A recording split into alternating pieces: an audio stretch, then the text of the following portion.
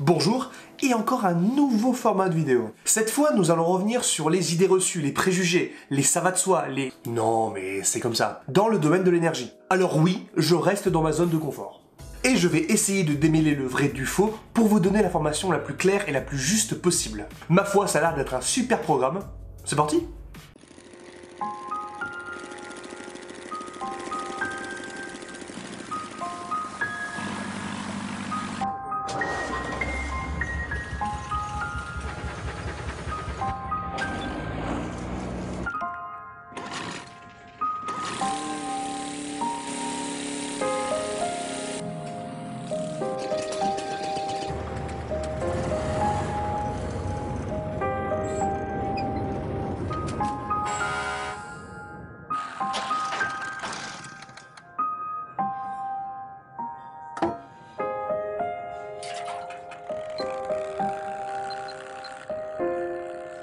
Vous êtes déjà passé à l'électrique pour beaucoup de choses.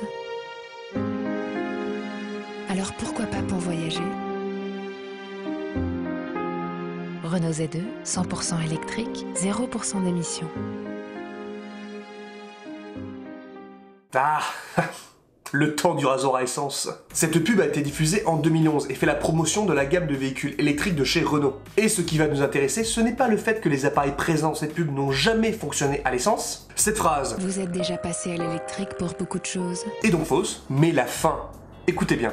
Renault Z2, 100% électrique, 0% d'émissions. 100% électrique, 0% d'émissions, hein. Alors comprendre émissions de gaz à effet de serre. Et bien voilà notre premier préjugé. Les véhicules électriques n'émettent pas de gaz à effet de serre. Alors attention, quand Renault et d'autres constructeurs utilisent le terme de zéro émission, Zéro émission. Zéro émission qui font énormément jaser. il faut comprendre zéro émission directe ou à l'usage, comme écrit en tout petit. Cela signifie qu'une voiture électrique n'émet pas de gaz à effet de serre pendant son utilisation. Alors ça me dérange beaucoup, hein, parce que cela voudrait dire que l'électricité apparaît grâce à un phénomène spontané.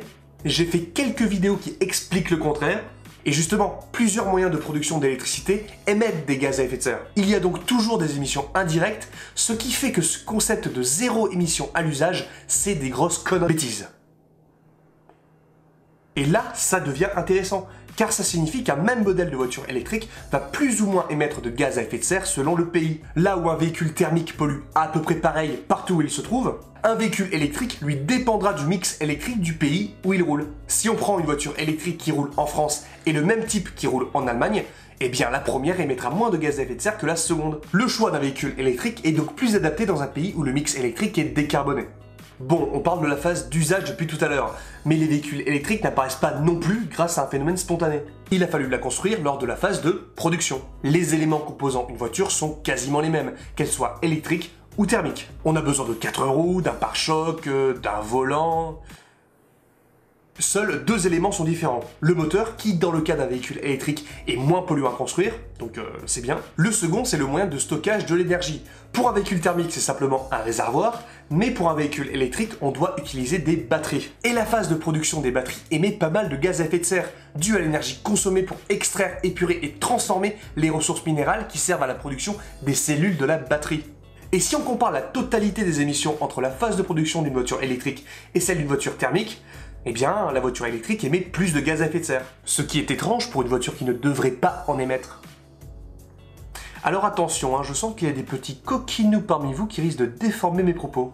Non, je ne suis pas en train de dire qu'un véhicule électrique pollue plus qu'un véhicule thermique. Car si l'on prend le cycle de vie d'un véhicule électrique, donc de la phase de production à la fin de la phase d'usage, eh bien cette dernière émet 2 à 3 fois moins de gaz à effet de serre qu'un véhicule thermique d'un modèle équivalent en France. Mais même en sachant cela, la vraie question se pose. Les véhicules électriques individuels sont-ils vraiment le moyen de transport de l'avenir? Ou n'est-ce qu'une solution palliative qui nous empêche de prendre du recul et de réfléchir sur la manière de nous transporter dans un contexte d'amenuisement des ressources fossiles?